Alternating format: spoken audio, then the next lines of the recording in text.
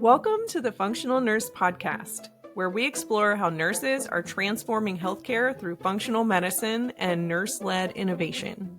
I'm your host, Bridget Sager, founder of the Institute for Functional Nursing. Here, we're reclaiming our role as healers and leaders, one root cause conversation at a time. Hello, nurses, and welcome to this episode of the Functional Nurse Podcast. My name is Bridget Sager, and I am your host. I am so excited for our episode today because we have a wonderful guest. Dr. Carrie Jones, you may be familiar with, is a naturopathic doctor, and I'm going to introduce her a little bit, and then I am really thrilled to hear her thoughts on what we're doing as nurses in this field. Carrie Jones is a naturopathic physician and an internationally recognized speaker, consultant, and educator on the topic of women's health and hormones with over 20 years in the industry. Dubbed the Queen of Hormones, Dr. Jones after her naturopathic training, she did her 2-year residency focused on women's health and endocrinology. She went on to get her Master's of Public Health and was one of the first to become board certified through the American Board of Naturopathic Endocrinology.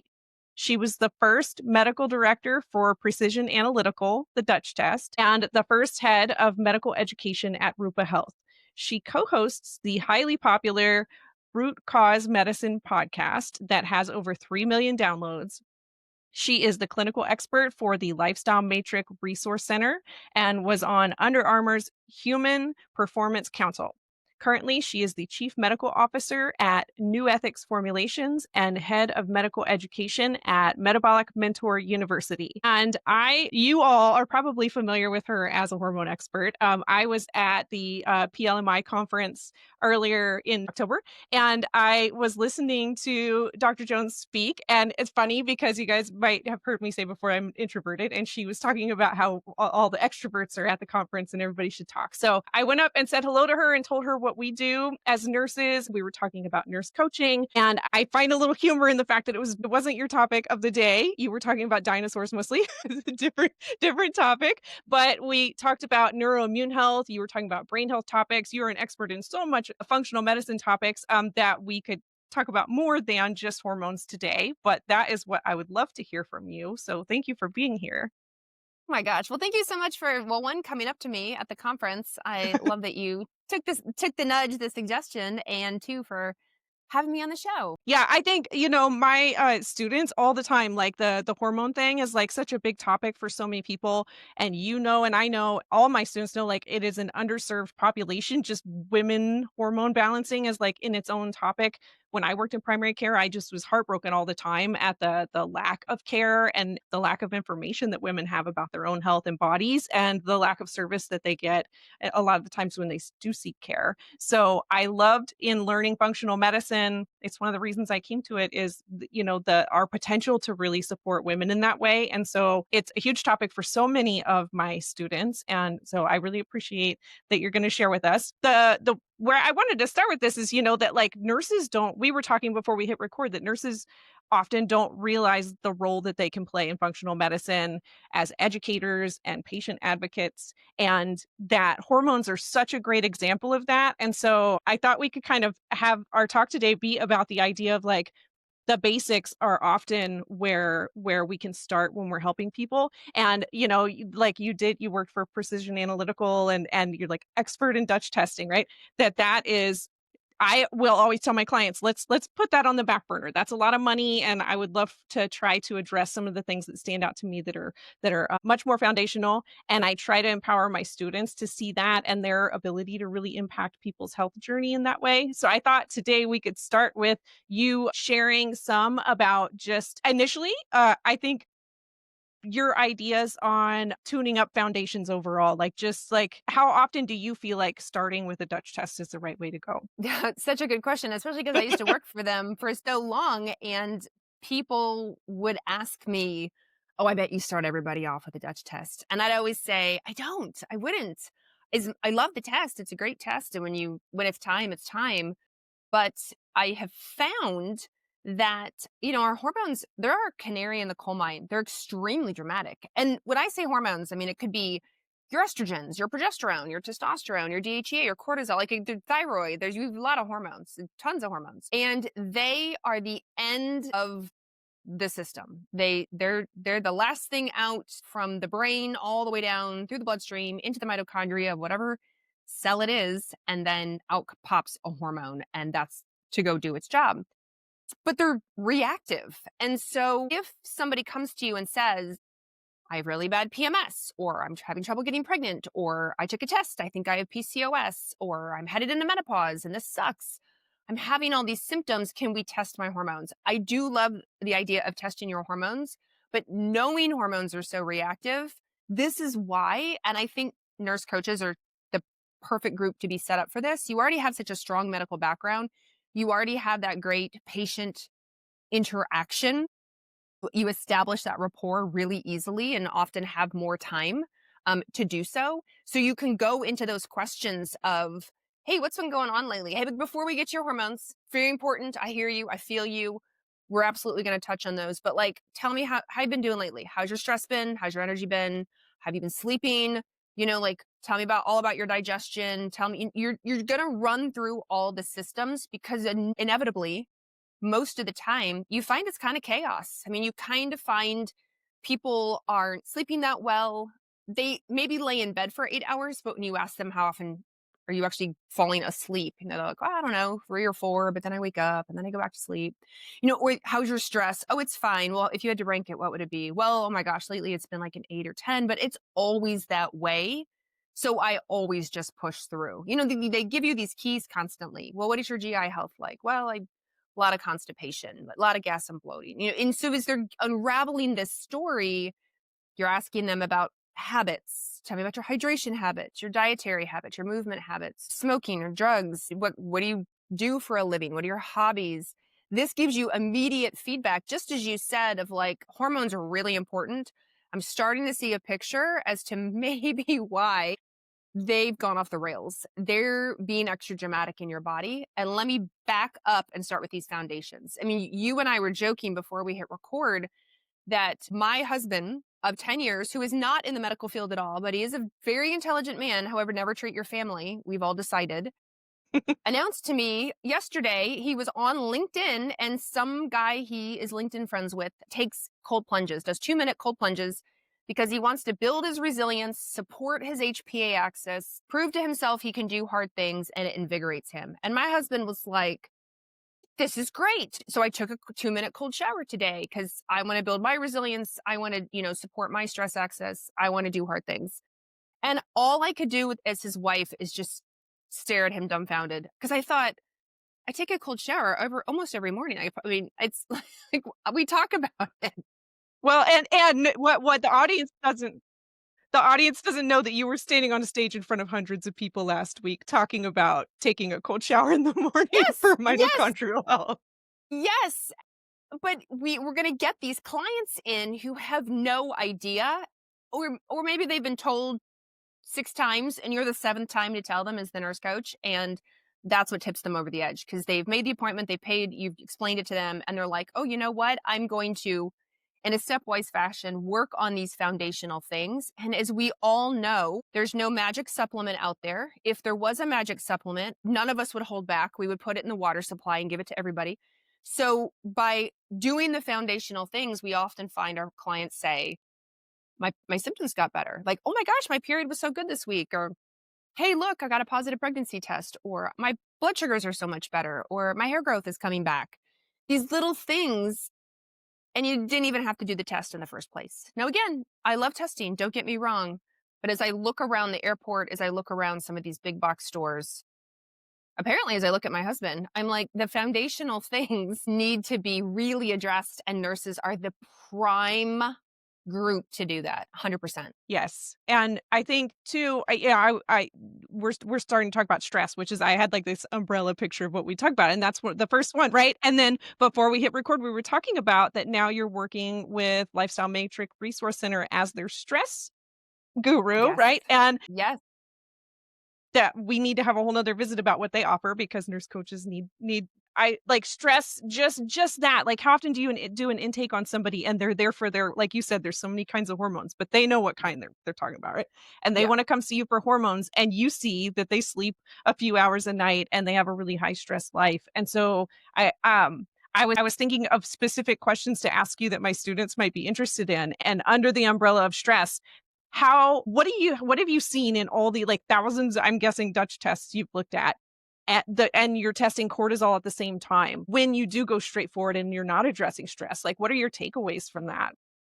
So cortisol, a couple things that I like to point out. So cortisol, it gets a bad rap because when we think of high cortisol, we think of, oh, it gives us the spare tire around our belly, increases heart rate, high blood pressure, hair loss, like all these super negative things. What we forget about blood sugar, or excuse me, cortisol, is that its main job, it's a glucocorticosteroid. So blood sugar, it's glucose regulating. So when your cortisol goes up, so does your blood sugar. And thousands of tests, a lot of people come in because I can't lose weight and I can't sleep and I feel tired as a result. So these top three complaints, I'm not saying they're the only complaints, but we'd see it over and over and over again.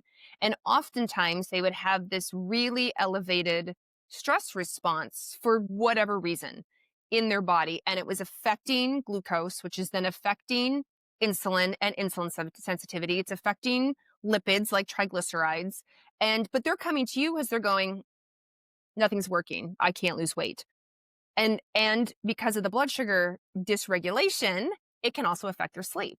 Because if you get a dip in the middle of the night, your blood sugar crashes down, then your cortisol goes, oh no, that's too low. And your cortisol will go up because it's going to drive your glucose up. And what do? You wake up because your glucose went up or your cortisol went up.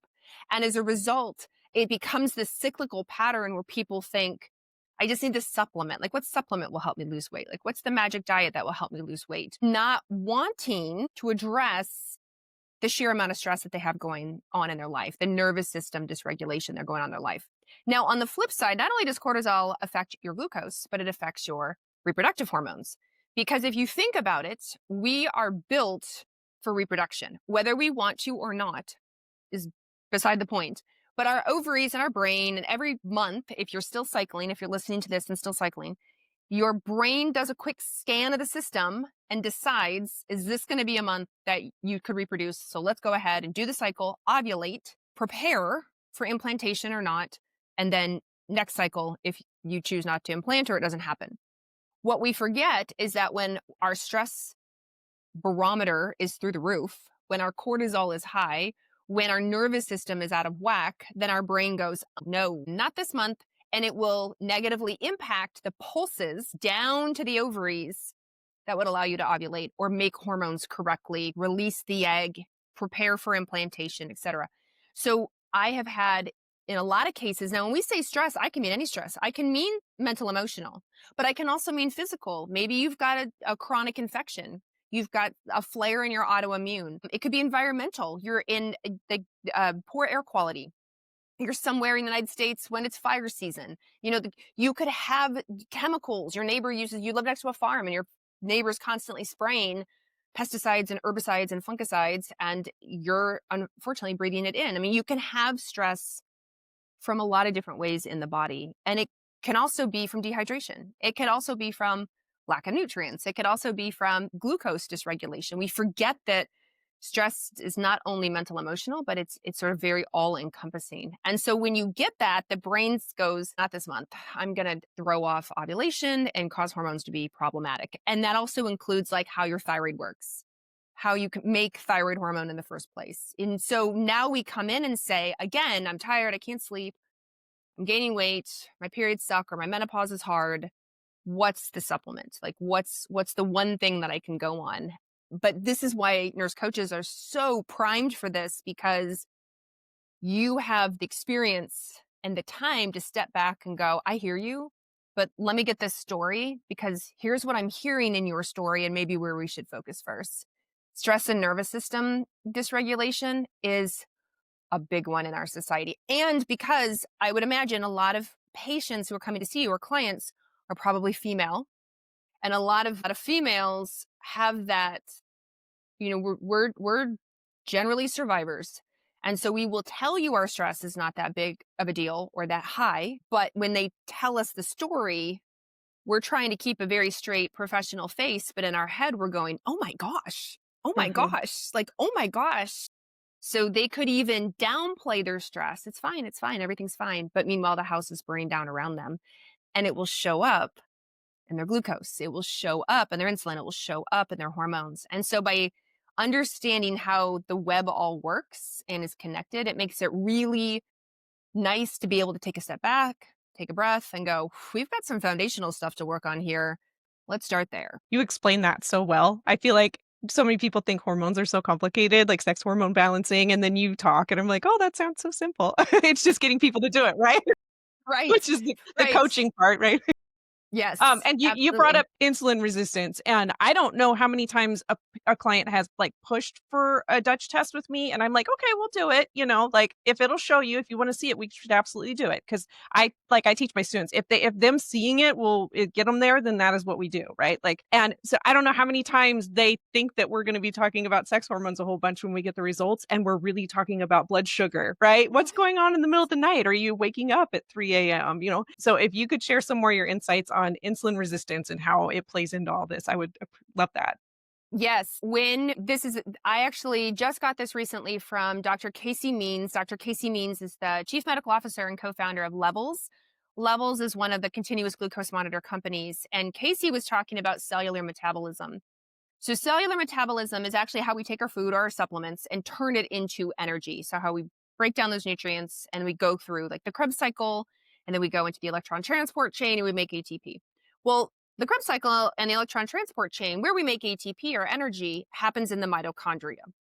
If anything disrupts the mitochondria, and they're also sensitive little beings as well, little organelles, and it comes to a screeching halt because if we wants to make more ATP, if the body is on the house is on fire, if the cell is on fire, Mhm. if there is stuff going on, then you're going to get a dysfunction in this ability to make ATP, which means you're going to get a backup in the system. So now the foods or the fatty acids that you're trying to incorporate into the cycle, it's like stuck. It's like trying to push the materials into a factory that's not turned on yet. So it just like loads up outside of the loading door. And the same thing happens in your body. And so what else is made in your mitochondria? Your steroid hormones are made in your mitochondria. The first step of your estrogens, your progesterone, your testosterone, your DHEA, your cortisol, that all happens in the mitochondria. So if you have any dysfunction in making hormones, you're going to have dysfunction in making ATP. So there goes your battery power, which is going to impact how you break down fatty acids. So that's going to impact your glucose and insulin. And then vice versa. If you have glucose and insulin issues, you're going to have ATP energy issues. And because it's in the same organelle, you're going to have hormonal issues. And once you like wrap your head around, oh my gosh, we need those organelles to literally battery power us. I mean, we double A batteries is what I say. The cell at any given moment, hopefully, puts out enough power in a day for a double A battery. But if you are not able to do that, then it's just like anything you have in your life that runs on batteries, like a remote control or anything, it's just not going to work well or at all. And so it's going to affect hormone production and subsequently also glucose and insulin. And so we were back to the foundational part, which is not exactly, sexy, but we're back to like, we've got to hit the basics. Like we have to work on that metabolism through tell me about what your diet and your movement. Let's evaluate your glucose and insulin. Have you already moved into metabolic syndrome? Let's talk about your sleep because we know sleep, particularly melatonin, healthy melatonin production at night, sets you up for success for your insulin sensitivity the next day. If you have a crappy sleep, you have higher risk for insulin resistance the next day. You're going to have higher glucose. You're going to have like more hunger. It's not going to be a good thing. And so you can just see this whole sort of sphere start to form when people say, just as you said, like, I want to do this test. I just want to see. But meanwhile, maybe they brought you some blood work in, or maybe you started with some blood work and you see that their glucose and insulin and triglycerides and hemoglobin A1C are really starting to creep up there. And oh, by the way, they're having hormonal problems at the same time. And they can't sleep and they're tired, right? So, and when we peel a layer of the onion back, glucose, blood sugar, insulin, part of the foundations. Absolutely. And thankfully, if you do that test, it is pretty inexpensive, right? A glucose or an A1C Mhm. or an insulin, really pretty affordable, generally covered by insurance.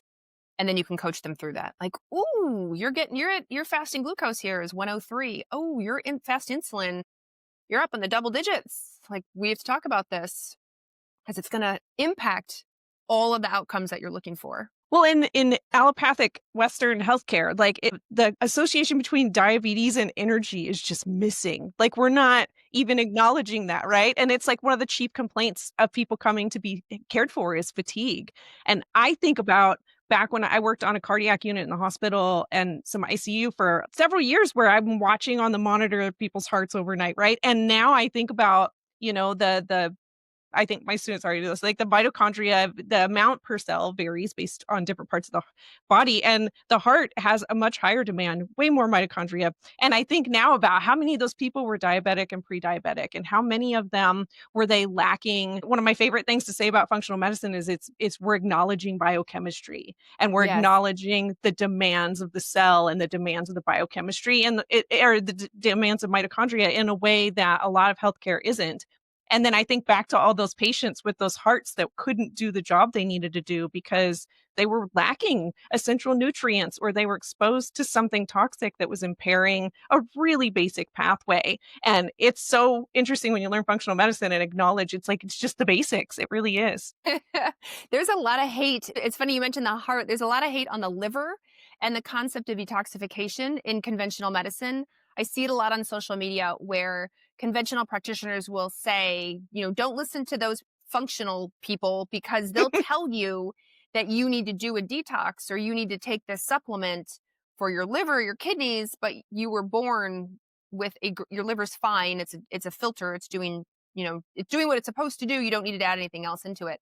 And I'm like, until it's not, until Hmm. you're B vitamin deficient, until you're missing magnesium, until don't have enough zinc in your system because your immune system's over here fighting this chronic infection. Like, until you have these endocrine disrupting chemicals flowing through your liver every day, until you give up that wine, like until. And then when you see how detoxification works, since you mentioned biochemistry, it's just nutrients. Like, it's a Hmm. lot of nutrients that make those cycles go round and round. And even in the Krebs cycle on the Dutch tested as an example, there's a marker for a particular B12. It's adenosylcobalamin. So we have two active forms of B12, adenosyl and methyl. We have the natural form, which is hydroxo, and we have the synthetic form, which is cyano. So adenosyl B12 helps you make one of the substrates that gets into the Krebs cycle. If you are B12 deficient, your Krebs cycle comes to a screeching halt. Like, you can't make the thing that goes into the Krebs cycle to keep going round and round. And so I tell people, I would never want to sell something. I get sham supplements. I get the sham sort of, detox stuff. I can see why conventional practitioners are upset about it. But on the flip side, since I'm looking at biochemistry and physiology, but you're actually literally missing the ingredient that you need in this one aspect. And that's just one example of helping to make pieces and parts of the liver go round and to help you detoxify. And that's the part that I wish we learned. So either you're not getting it in because you don't eat foods with B vitamins in it, like B12, or you're not breaking it down, stomach acid issues, right? You have intestinal issues, or you're fully intestinal issues. Like, you can't absorb it in the first place. So maybe you get it, but your microbiome is such a mess. The wall of your intestines are so inflamed and your immune system's ticked off. And so you're not even going to absorb it in the first place. It's going to sweep it on out. And so by just understanding these key things, now you can coach somebody through, hey, look, let's evaluate the food you're eating for the nutrients that are in there. And let's make sure you're chewing your food. And let's figure out if you can actually break this food down. And let's help reduce the inflammation in your GI tract and improve your microbiome so you feel amazing and these cycles can work. And nobody ever taught us that. Ever in life. We didn't get that in high school unless you actually sought it out or maybe went into that kind of degree. I have so many conventional practitioners, medical school super specialists, nurses with 30 years experience who are like, I never learned that. I'm like, I know. I know. It's unfortunate. We should have learned it as 101. Like when you're telling somebody to chew and they're like, come on, and it's like, no, really, you have to actually chew your food for it to get in there. I use an example all the time. About a nurse that works in the hospital, and like from the time they wake up to the time they go home and like take care of 50 things out the door after 13 hours at the hospital. And they maybe go in the break room and eat for a minute, whatever's sitting there, right? And I'm like, at what point in that day were they in resting and digesting, right? If they're caring for high acuity patients and running. And so you can eat all you want. And honestly, in the hospital, the health of my students are experiencing the same thing I did. The health of their peers, over time, just being in a stress state because you're malnourished, because you can eat as much as you want, but it isn't getting where it needs to be. Yeah, and there's a great quote, one of my out of the study that says, you can really sort of pick one, right? If you are fight or flight, then you can't repair, reproduce, heal, detox. Like you can't do all the basic stuff, upkeep on the human body. Like if there is a fire on your house, you're not gonna like mow your lawn, pull weeds. This just the basic stuff you do if you own a house. Make sure go get the mail, pull the trash cans up. Like there's a fire on your house, you're gonna focus on the fire. That's what you have to focus on. So when you reduce the fire, put yourself in a more relaxed state, then your body can shift back to repair, digest, reproduce, heal. So we want to spend as much possible time in that, what we call parasympathetic, that the relaxed state, the repair and digest and reproduce and all that. The fight or flight's natural, it's part of life, but we want to be able to manage it, mitigate it, and work through it so we can go back to the everyday life stuff that as humans, what we want to do. And eating is a prime example. I love that you said that because especially as a nurse, you are often, depending on what area you're in fight or flight. So when you're trying to act like a snake, unhinge your jaw, shovel in your food before an alarm, a code, a page, something goes off and you're running, like that food, it just sits there. It's like the body's like, it is on fire in this house. We can't do the basic stuff right now, not easily. And what do a lot of fight or flight people say? They have a lot of digestive issues. They have heartburn, they have gas, they have bloating, they have hormonal issues, they have sleep issues, they have weight issues, et cetera, because of this. Yes, and they're like, what does this have to do with what does my thyroid have to do Yeah. with this?" Like, there's so many rabbit holes to go down with this topic, but it's like the fertility, like, there's so many nurses that are Man. stressed all the time that I knew struggled with infertility, and now I learned functional medicine, and I'm able to, like, articulate that, and, like, I tell my students that, like, we have so much room to help people, like, the human race Yeah. survive, right? Like, it's actually at risk Oh my at this point. gosh. Yes, absolutely. Absolutely. And especially like the night shift, like I had a really wonderful years ago when I was in practice. And this amazing night shift worker was trying to get pregnant and she'd had 2 miscarriages before she came to see me. And her doctor wouldn't work her up because they said, you have to wait till you get to 3 miscarriages before you get further workup. And I thought, what? Who designed that law? That was terrible. So even though she was a night shift worker, she had all sorts of thyroid issues, diagnosed, like we finally figured all this out, Hashimoto's, autoimmune, gut issues.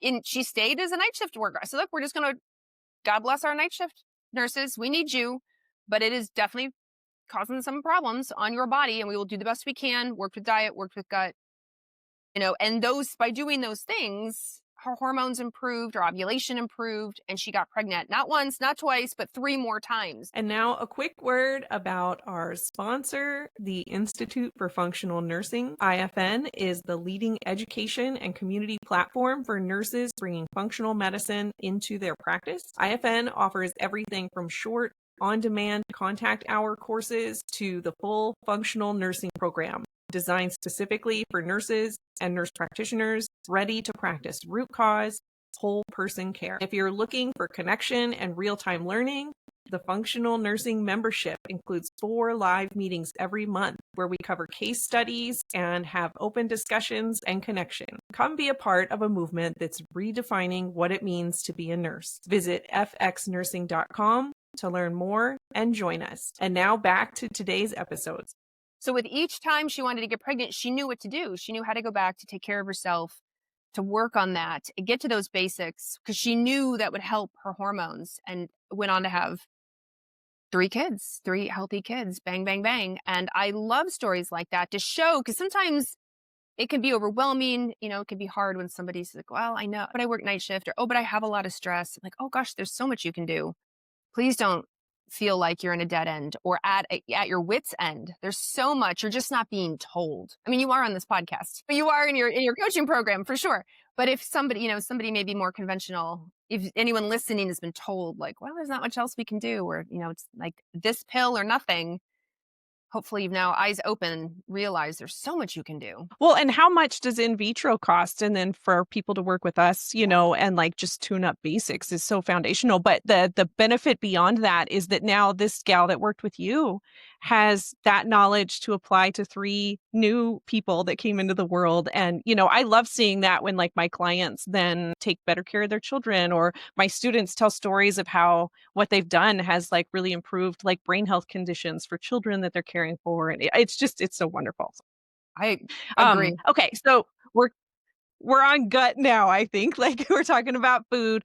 What we can always help people clean up their diet. I think that's very clear. And we recently had Dr. Holly Lucille on, and she was talking about just like nutrients, and that sometimes we do need to get them from a supplement, that it's not in somebody's diet, that it's unachievable. We can try our darndest and it's not going to work. But the gut plays so much of a role in hormone health for sex hormone balance. And so I would love for you to share some of your insights there. What we know, we are more microbe than we are human. So we have to be nice to our microbes. And as I said at the PLMI conference, hopefully every morning you wake up, when you say your positive affirmations, you say good morning to your microbes as well and wish them the very best day, because your microbes, we're talking about the microbes down our GI tract, but I mean, I hope everyone knows we have microbes on our skin, we have them in our vagina, we have them in our, sinuses, and in all over that we have microbes, a lot of microbiomes in our body. But the microbiome in our GI tract makes hormones. It makes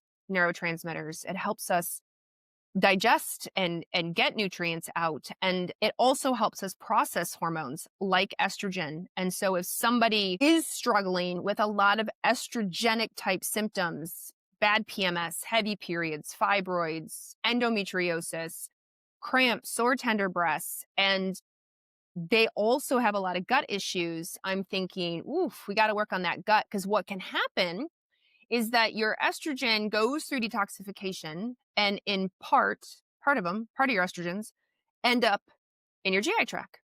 And they've gone through a couple different phases of detox. So imagine them in a box with a bow on top, and it's literally going to get put out in the trash, right? It's going to go through your intestines and all the way out into the toilet. But if your microbiome is not doing well, you develop a lot of this enzyme called beta glucuronidase. And what beta glucuronidase does is it opens the box, unties the bow, opens the lid, and lets estrogen fly free. And when estrogen flies free, you reabsorb it back in the body. So it's kind of like taking the trash back inside. And so now you have all this estrogen that your body says, hold on, I thought I got rid of you. And as a result, you get all those symptoms that I mentioned. So sometimes, even by just starting with the GI tract, I've had a lot of women, men too, say, wow, my hormones got so much better. My periods are so much better. My symptoms are really improved just by helping the gas, the bloating, the diarrhea, the constipation, the heartburn, etc., because it all affects the microbiome, which impacts our hormones. And so it is very related. And we can just teach people what prebiotic and probiotic foods to eat. And, like that, addressing that can be so foundational too. It's not super fancy. We can get a stool test and see elevated beta glucuronidase. We can see a lot of things that we can work on. We can also start by saying, here's what the kind of foods that support this process look like, which is so powerful and under acknowledged. Even, have you ever had this with your patient or client? Have you ever said, are there foods you shouldn't eat but do anyway? And they're like, yeah. Oh yeah, I know I shouldn't eat whatever. Ice cream. I should not have ice cream. I shouldn't have dairy. But I have a, latte every day, and I love my yogurt in the afternoon and ice cream for dinner. And I'm like, and you wonder why you have gas and bloating or diarrhea or constipation or both, or you've been told you have IBS and there's no answer for it, or you get headaches, or you're really tired, or you have eczema. It's never crossed your mind that this particular food or food group causes inflammation, but you eat it anyway. I'm always just floored, like, really? You've never put that together? Sometimes they're in denial, they don't want to. Sometimes they know and they don't want to. But I think even just asking that question of people is part of coaching. Is there anything you shouldn't be eating, or that triggers you and you eat it anyway? And people confess all sorts of things, and it's a good coaching point. I love, like, little pearl questions like that, like, what happened right before that? We use that one a lot when we're Yes. talking about clients, and this one is so great too, like, I love that because it's almost like confession. One we talk about a lot too is some people sometimes have an intuition of what might be underlying here. Do you feel like you have any sense of what it might be? And they tend to confess the thing that, and then you know where to work Yeah. because you're like, okay, they're willing to work on Yes. this. They know it might be. But we talk about elimination diets. The thing that they bring up that they're like, do I have to give up this? That is almost always the problem, right? Yes. Yeah, they know, but they're just waiting for, a test in black and white or in color, depending on the test, to say, yeah, you were right. You shouldn't be eating this. And now you know. So what are we gonna do with this information? That is so true. I like your analogies are great. So the packaging and the beta glucuronidase unpackaging that is a great analogy. And I was listening to you use the bathtub description, and since we're talking about Yeah. detox, you talk a lot about toxins and hormone balancing, and we talk in the course about endocrine disruptors and the impact that toxins can have on our sex hormone balance. I would love for you to share your bathtub analogy because that sounded really great. Absolutely. So with estrogen, I mean, with everything, I should say, it goes through two, if not three phases of detoxification. And so I always relate it to a bathtub. So we have the water coming into the bathtub, which is your phase one detoxification. So you can't turn the water off. You're always going to go through detox, but you can adjust it down to which pathway it's going down. So once the water comes in, then we look at the drain, and the drain is your phase two detoxification. So now I want to know, like, is your drain open? Is your drain closed? Is your drain clogged? Then we move into the phase three part, which is essentially your sewer line out of the body, just like your intestines or your kidneys are the line out of your body and into the toilet. And so how's the sewer line? How's it looking? Is it clogged? Is it working? Is it inflamed? Is it infected? Does it have a lot of that enzyme beta glucuronidase? And what is going on? And so just like the bathtub in your house, you're going to start with the sewer line. If your sewer line has problems, you can't turn the water off, but don't mess with the water. Don't spend all this money on fancy water. Fix your sewer line, just like fix your intestines, fix your kidneys, and make sure you're hydrated and make sure you've got good bile health, and the liver in general to the bile to the intestines is smooth flowing. Then once your sewer line is addressed, we're going to move up to the drain.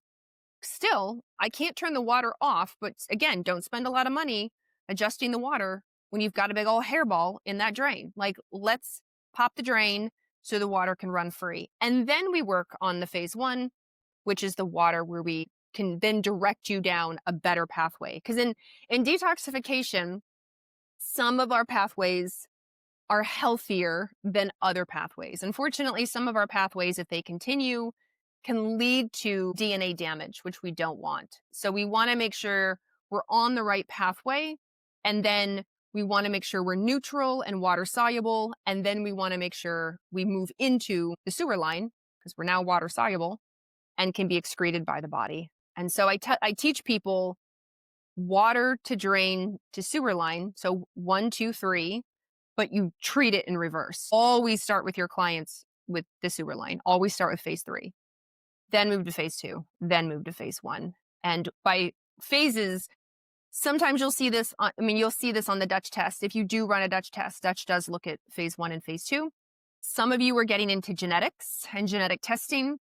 They'll run some of the SNPs that are involved in phase 1 and phase 2. Some of you are doing stool testing, GI testing, that's your phase 3. And so there is different testing depending on need, budget, symptoms, where they are in their timeline, etc. And then you can get a better idea. But the foundations really affect a lot of it right from the get-go, which is nice. It's funny. I tell my students that I'm like, I'm a nerd about the tests. I love them, but I love going through an intake before a visit and getting ready and seeing that they're constipated. I'm like, yay! Like I can do something about this, and they're going to feel so much better. It's so like just peeing, pooping, sweating. Like, are they doing these really foundational phase 3 things? And when we don't have to fire up detox stuff when we're first working with somebody, but like getting them to poop can change their life. And they think they're pooping. Sometimes you ask them like, "Oh, do you have regular bowel movements?" And they say yes. And I say, "Well, how regular? How often?" Just like you would ask, "How regular?" And they'll go, "Every 3 days, twice a week." It's crazy. Really, yeah, and sometimes there's a dysbiosis thing going on that's related to that, but a lot of time it's just their diet and, maybe they're deficient in magnesium. Like there's some really fundamental things. Maybe they're dehydrated and we take care of the dehydration and 10 other things get better. Like you mentioned earlier, and I had a student talking last week about she addressed her gut and she had like used NSAIDs with her periods her whole life. And within a couple weeks of addressing her gut, she didn't even need them anymore. And she's like, and then it's a chicken and an egg thing, right? Like which which was causing which to be worse. But I love the examples you're using because they're like easy to associate with so many clients. And I know we're talking about women a lot, but I was thinking I'd love to hear you were talking about things going down different pathways and like on the Dutch test, there's all these ways that our sex hormones can be metabolized. And the male part of that gets undervalued. And I don't think a lot of men are like asking for a Dutch test, but I would love for you to share a little bit about that too. And men absolutely can do a Dutch test. Well, men can do all the testing. They can do all the hormone testing, the genetic testing, the stool testing. And when it comes to estrogen, because I do get asked this a lot, is male estrogen detox different? It's not. It's the same. So if you have a man who's coming in what we call over aromatizing into estrogen, so their testosterone, their androgens are converting extra into estrogen. So now they have all this estrogen and we need to help them get rid of it because they're having depression, they're having, belly fat, they're having, the breast development, they're having, low libido and erectile dysfunction because of all this estrogen. You can apply the exact same principles to them of how's your gut? Are you pooping? Let's get this stuff out. Let's move this through your system. Are you absorbing your foods? Do you have any nutrients in the first place to make your liver work? Is your bile thick and sludgy? Like these things are just as helpful in your male clients who come in as for your female. Absolute same. I love on the test, the flow sheet that the PDF that Mhm. you can look at, and it has the little arrows that are like, these are the reasons this might be going this way, Yes. and here's some things that you can do about it. And it's so like it looks so intimidating to see that the first time, but then you get comfortable with like, oh, I just don't want it going this way as much. So let me look at that. And or you can like you used to be one of the people you could schedule with and like go over those results and be like, what do I do for this person? But yeah, I think that too often men are experiencing estrogen dominance also. Men are experiencing the same insulin resistance, all the same root causes. And we're talking about women, but it applies to everybody. Yep. Absolutely. And I had one more specific thing I wanted to ask you about was what you have seen in your history, so much experience with hormones and seeing test results with women with like breast cancer and increased risk for like I know you talk a lot about like food choices that might affect even like risk for fibroids, but going down the analogy I always use is if you get in your car every day and open Google Maps, it's going to tell you a different way home based on traffic, right? And so when you have our sex hormones are being metabolized, that's happening all the time. We have all these pathways. And I know my students are familiar with this concept once they've been through the course, but that, our sex hormones can take these paths to be detoxified and they could get prioritized down maybe a not so great one.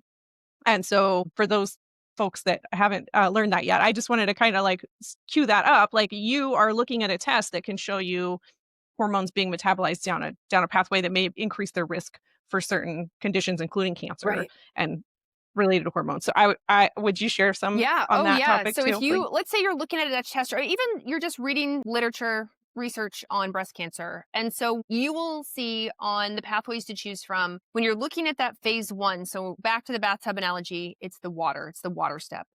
So when you look at estrogens, estrogens can go down three options. It can go down what we call a 2 pathway, they're numbered, a 4 pathway, or a 16 pathway. And the second word is hydroxy. So it's 2 hydroxy, 4 hydroxy, or 16 hydroxy pathway.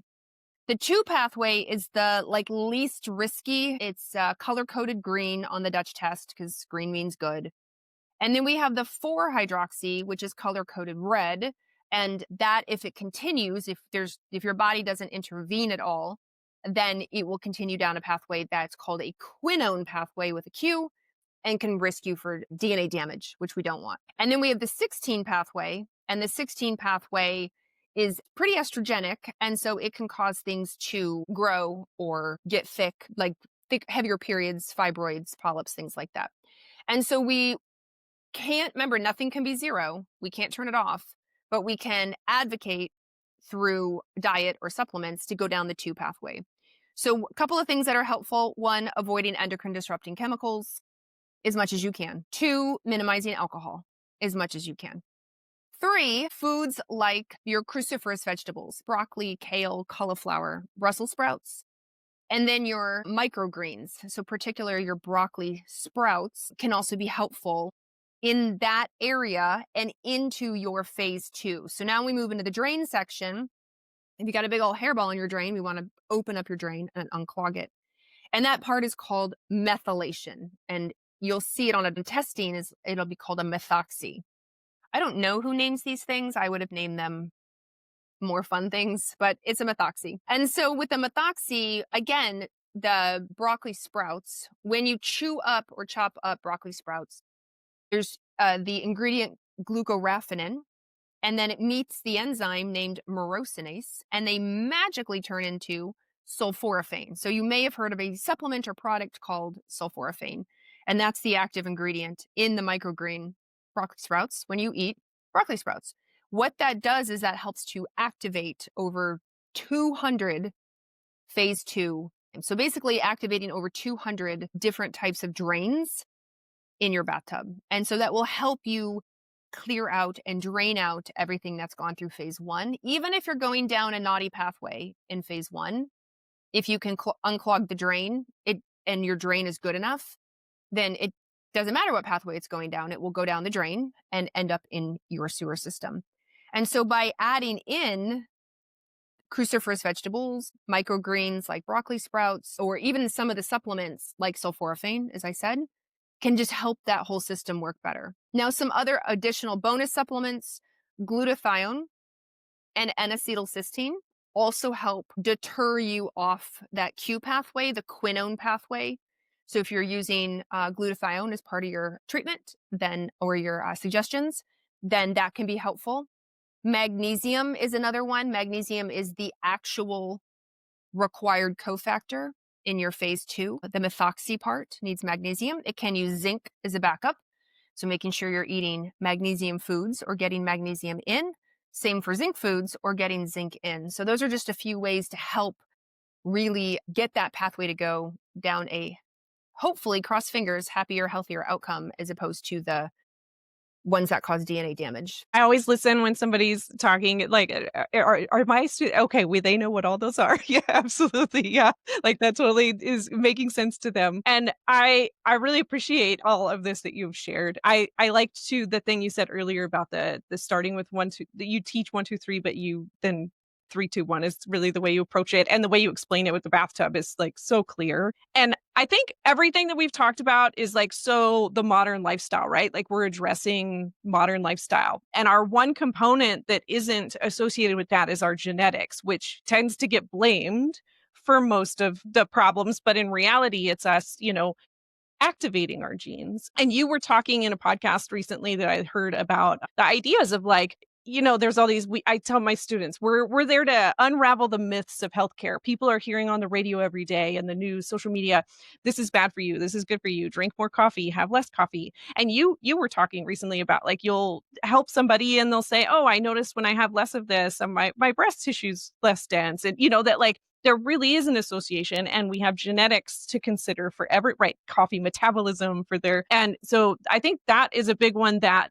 the test can reveal too. You talked about COMT when I heard you speak about it. So if you have any insights there too for my students, I think genetics is just like exploding as a topic right now, right? Like us looking and acknowledging. So with genetics, one of the things I say about genetics, and I love genetic testing, and a bonus of genetic testing is you do it once because it's your genes, Right? right? Like, so if it fits in your budget and you want to know what your genetics are, do it because now you have your answers. And a good friend of mine, Dr. Yale Joffe, she owns and co-founded X4 Genetics.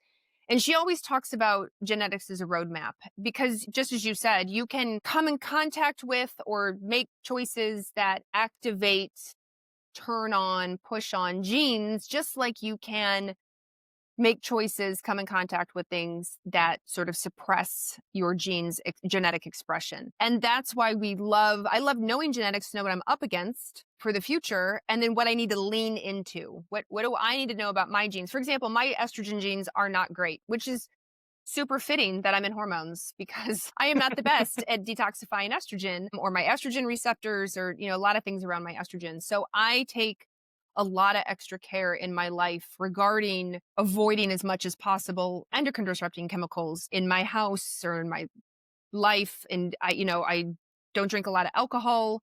I take sulforaphane or grow broccoli sprouts or sometimes do both. Because I know this genetic susceptibility to myself, I'm going to make sure to do the things to push me into a green pathway as opposed to a red pathway. But you don't have to, which is nice. It happened, we're in the field and I wanted to know and it fits in the budget. So I have done genetic testing. But when somebody says, like, what should I do to best optimize my genetics? I'm like, well, we're pretty solid in the literature around the basic in genetics, like smoking, alcohol, chemicals, toxicants, chemicals. I know everything's a chemical, but like the endocrine disrupting chemicals, our sleep, community, joy, movement are the basics of detoxification, as you said. Are you peeing? Are you pooping? Are you sweating? Just covering some of those basics will only even then help your blood sugar and insulin, which is going to help your cellular metabolism. All these things do or don't press on your genetic expression. And so if you have somebody who says, I'd love to, but it doesn't fit in the budget right now, the genetics is probably not the first test you're going to pick then. You're going to focus the money in, hey, you just told me this whole story. Sounds like we have, a multi-step process in some of these foundations. Let's start there. Now, if you have a client who comes in and says, I've been doing this for 10 years, I'm pretty adept. I'm just trying to clean up, or I have a few of these sticking points.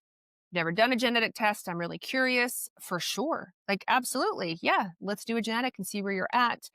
You've got the foundations pretty well covered and you're still having some symptoms. Like, let's do the next round of testing and see where we need to go from there. Again, kind of like an onion. But I don't generally, I know some people do start with genetics, but I am very careful and cognizant around, again, people's goals and budgets. And genetics doesn't always fit into the budget part. And so, but I already know there's so much we can do. Yeah, and when we're talking about we were talking a little bit earlier about people being heavy in supplements versus food, but in our goal in functional medicine is to find the root cause. And when we do this, when we tune up somebody's diet and we tune up whether they're lacking some essential nutrients and we tune up stress and sleep and reducing toxin exposures, and then they say, gosh, I did all that and this thing isn't get, that's exactly when I think testing is perfect. It's like, okay, yeah, we haven't gotten anywhere with this. And I think, I feel like nurses, we were talking a little bit earlier before we hit record about, I just feel like nurses have come to the functional medicine world as a group a little bit behind a lot of other practices, in particular like naturopathic physicians and chiropractors were probably like way ahead of a lot of us. And when I started to learn functional medicine, I was, like, sitting there and the more, like I was, like, waiting for it to all make enough sense because I learned it in pieces initially, and then all of a sudden I was like, "Oh my gosh, this is nursing school. This is stress and sleep. And it's like everything that we learn in nursing school doesn't get acknowledged the power it can have to really impact people's health. And so now it's like this firestorm is starting where all these nurses are learning like, wow, I can really like people don't need prescriptions. They're not deficient in prescriptions. They're not deficient in surgery. They're deficient in somebody partnering with them that's informed, Yes. that can take the time and listen. And so I would love to finish today with you sharing some of your thoughts on that as like the role of nurses and just what you've seen, I mean, through your experience in this field over time and like what could happen for the future. One of the things that made me think of that, or I think when you were just talking right now, is that nurses are beyond skilled in observation. And how many times have nurses looked at vitals or maybe looked at lab work and thought, this isn't good, or this isn't as good as I would like to see it as a nurse with experience, but maybe it got blown off, or maybe it was, just whatever. It wasn't super critical. And so then whatever Yep. conventional setting you're in, you're like, well, it's not super critical. So, here's some pills and come back, or let's just use some pills to suppress it, or some pills to control it. And, come back in a month or 6 months or whenever it is. And I know in the nurses that I talk to, they're like, I just got really frustrated in observing over and over and over again, like, this isn't working. I'm seeing these people repeatedly. I'm the one oftentimes with a lot of contact, whether it's phone or messaging. I'm the one pulling blood work on them or vitals or getting their intake initially, especially in a conventional realm. And like, something's not working here because you're back and you don't feel good. And so I think I'm psyched that you have the program and this podcast, because nurses have such incredible training and they have such incredible experience and such incredible observation skills. And this is like the missing piece where you're having those observations that something's wrong here. And now you have the knowledge to do something about it. Now you'll have the coaching part to go, you know what, here's what's missing. Oh, you know what, in my experience, here's what I'm seeing. Oh, you know what, like, you were probably offered this pill. It probably didn't work, and here's why, or you got these side effects, here's why, and here's what I'm going to coach you through. And we're going to talk about biology and physiology and foundations, and then maybe get into further advanced testing.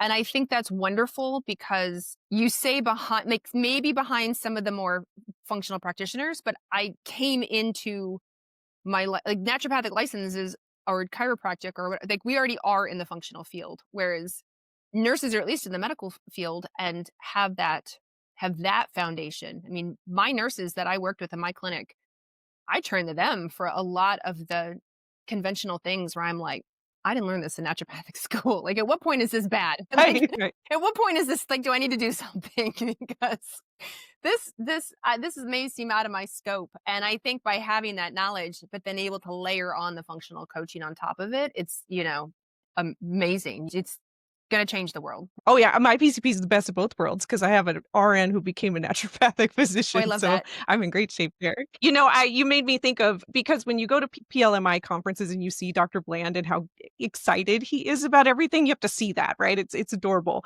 And I told him last year what we're doing at Inca and with IFM for the course, and I wish I had a picture of his face right then, just like because the light bulb going off for this idea, like nurses aren't doing this and we should be. And like, he was so tickled. He's like, oh my gosh, this is the work we need to do. This is it right here. We need more nurses to know the role that they can play in functional medicine and like just fixing our healthcare system.